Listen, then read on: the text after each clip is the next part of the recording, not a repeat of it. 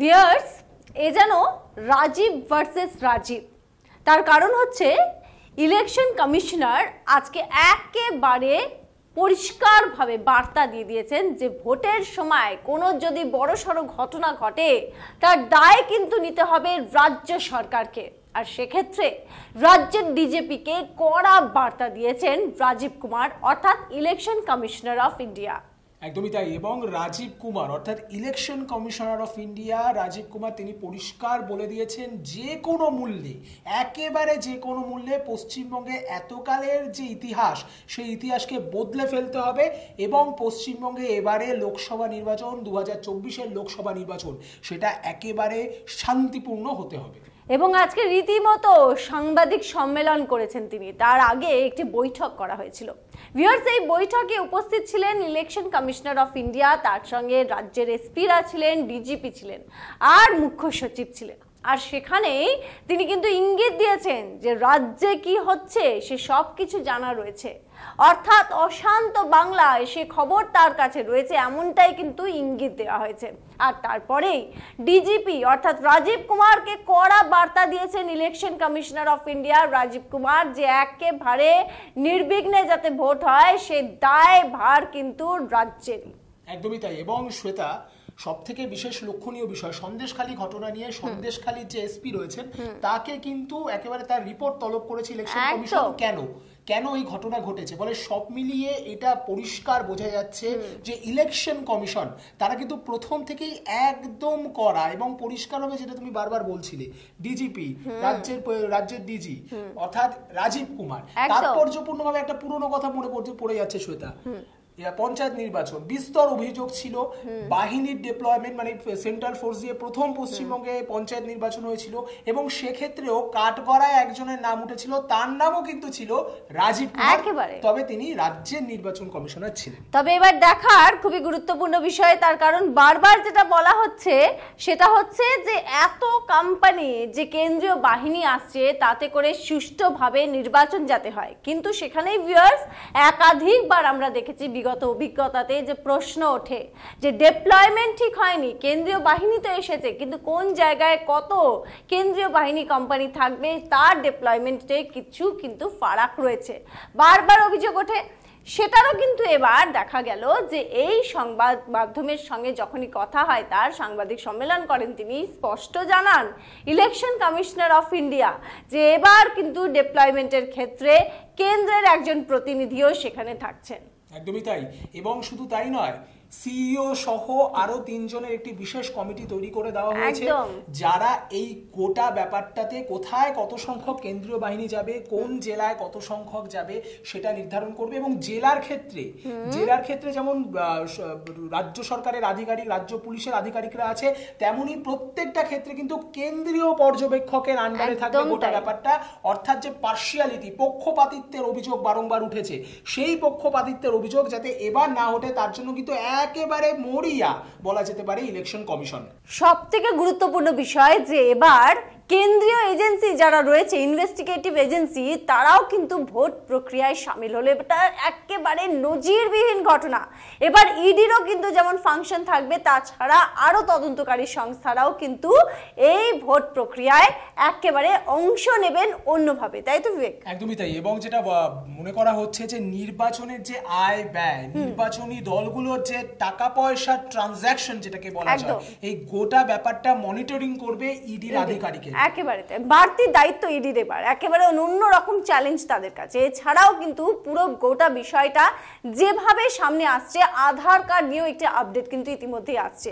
যাদের কাছে আধার কার্ড নেই বা কোনো সমস্যা রয়েছে তাদের জন্য বাড়তি কিছু ডকুমেন্টস বলা হয়েছে, তাই তো? হ্যাঁ, এরকমই 13টি ডকুমেন্টসের কথা বলে দেওয়া হয়েছে, সচিত্র পরিচয়পত্র, সেগুলোকে কিন্তু নিজেদের পরিচয়ের প্রামাণ্য দলিল হিসাবে কিন্তু তারা প্রডিউস করতে পারবেন। এবং সব থেকে বড় বিষয় যেটা, ঠিক ভোটের আগে কিন্তু পশ্চিমবঙ্গের বিভিন্ন জায়গা থেকে আধার কার্ড বাতিলের মতো একটা অভিযোগ শোনা যাচ্ছে। সেই অভিযোগের কথা মাথায় রেখেই সম্ভবত নির্বাচন কমিশনের এই সিদ্ধান্ত বলে মনে করা হচ্ছে। তাহলে ভিউয়ার্স, যাদের কাছে আপনাদের কাছে আধার কার্ড নেই বা কোনো সমস্যা রয়েছে, সেখানে কোনো ত্রুটি রয়েছে, তাহলে কিন্তু নির্দ্বিধায় আপনারা এবার ভোট দিতে পারবেন। বাকি যে ডকুমেন্টগুলো মেনশন করা হয়েছে সেগুলো সঙ্গে থাকলেই কিন্তু ভোট দেওয়ার প্রক্রিয়ায় কোনো বাধা আর থাকছে না। একদমই তাই। এবং অপরদিকে শ্বেতা আরও একটি উল্লেখযোগ্য বিষয় যে রাজ্যের যে বিভিন্ন অফিসার বা আমলা লেভেলে বিভিন্ন যে যারা অফিসাররা রয়েছেন তাদের দেওয়া তথ্যের উপরে খুব একটা ভরসা করতে চাইছে না নির্বাচন কমিশন, এমনটাই মনে করা হচ্ছে। কারণ কেন্দ্রীয় গোয়েন্দা সংস্থা, তাদের যে ইন্টেলিজেন্স ব্যুরো আছে, তাদের যে বিভিন্ন জায়গায় যা সোর্সেস আছে, সেই সোর্সেসগুলোকে অ্যাক্টিভেট করতে নির্দেশ দিয়েছে কিন্তু নির্বাচন কমিশন। একেবারে এই সাংবাদিক সম্মেলন থেকে একটা কথা স্পষ্ট ভিউয়ার্স, যে কোমর বেঁধে নেমেছে ইলেকশন কমিশন, কারণ হচ্ছে যাতে সুষ্ঠুভাবে বাংলার নির্বাচন হয়। এমনকি তিনি বলে দিলেন যে 1% একটা রাজনৈতিক দল তারা কিন্তু চেয়েছেন যাতে এক দফায় ভোট হোক, আর সেখানে ইঙ্গিত পাওয়া গেল যে রাজ্যে কিন্তু এক দফায় ভোটটা রীতিমতো স্বপ্ন এখন। যে কড়া ভাষায় তিনি বলেছেন যে সুষ্ঠু এবং অবাধ নির্বাচন করাতেই হবে, কোন রকম ঝুঁকি না নিয়ে সমস্ত রকমের ব্যবস্থা করতে হবে।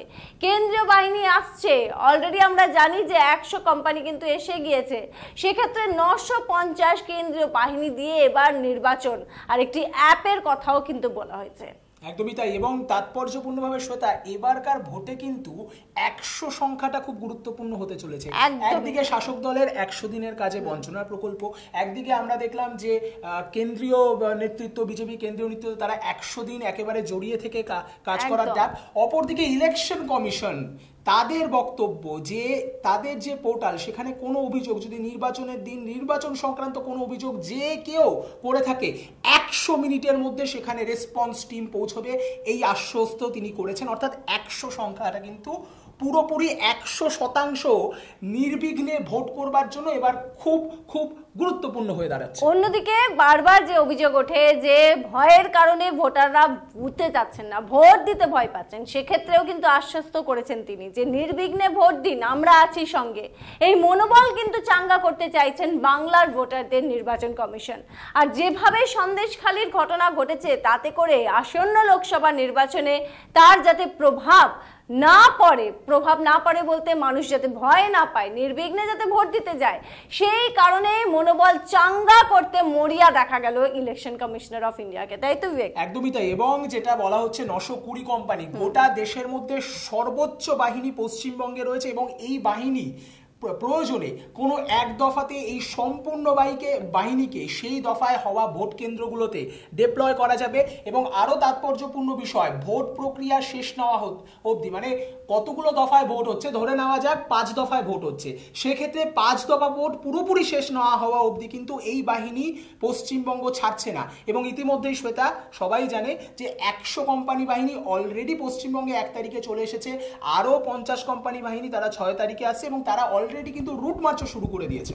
আর সবথেকে গুরুত্বপূর্ণ দিক সেটা হচ্ছে এই প্রথমবার, অনেকেই বলছেন যে প্রথম ঘটনা, একেবারে নজিরবিহীন ঘটনা, যেখানে ডিজিপিকে কড়া বার্তা দিলেন কিন্তু ইলেকশন কমিশনার অফ ইন্ডিয়া, যদি কোনো অসুবিধা হয়, অশান্ত পরিস্থিতির সৃষ্টি হয়, দায়ভার কিন্তু তারই থাকবে। অর্থাৎ রীতিমতো রাজ্য সরকার, রাজ্য পুলিশকে চাপে রাখলো নির্বাচন কমিশন, জাতীয় নির্বাচন কমিশন। একদমই তাই। এবং আমলাদের ক্ষেত্রে তারা অভিযোগ পেয়েছেন, তারা নিজ মুখে স্বীকার করে নিচ্ছেন যে আমলাদের ক্ষেত্রে পক্ষপাত দোষের অভিযোগ যারা পেয়েছেন। এবং এবারই কিন্তু একেবারে রেকর্ড পশ্চিমবঙ্গের এত বছরের নির্বাচনের ক্ষেত্রে, যেখানে নির্বাচনের দিনক্ষণ ঘোষণা হওয়ার আগে থেকেই পশ্চিমবঙ্গের বুকে কেন্দ্রীয় বাহিনীর বুটের ভারী শব্দ শোনা যাচ্ছে, একদম অনেক আগে। এবং যেটা বলল বিবেক, এখনো দিনক্ষণ ঠিক হয়নি, কিন্তু কেন্দ্রীয় বাহিনীর বুটের আওয়াজ। আর তার সঙ্গে প্রতি বছর বা প্রতিবার আমরা দেখেছি নির্বাচনের আগে কিন্তু প্রতিশ্রুতি দেওয়া হয় শান্তভাবে, একেবারে সুষ্ঠুভাবে নির্বাচন হবে। হয় কি ভিউয়ার্স? হয় না। তবে এবারে মরিয়া কিন্তু দেখা যাচ্ছে জাতীয় নির্বাচন কমিশন, সেই কারণেই আগে থেকে কেন্দ্রীয় বাহিনী। তাতে করে কতটা ভালো ফল হবে, সুষ্ঠুভাবে নজিরবিহীনভাবে কি ভোট হতে পারে, এই প্রশ্ন আপনাদের কাছে থাকলো, কমেন্ট করে অবশ্যই আমাদেরকে জানাবেন। এবং সঙ্গে দেখতে থাকুন ডিজিটাল খবরিলাল, কারণ শ্বেতা ডিজিটাল খবরিলাল মানে খবর আপনাদের, নজর আমাদের। ডিজিটাল খবরিলাল, খবর আপনাদের, নজর আমাদের।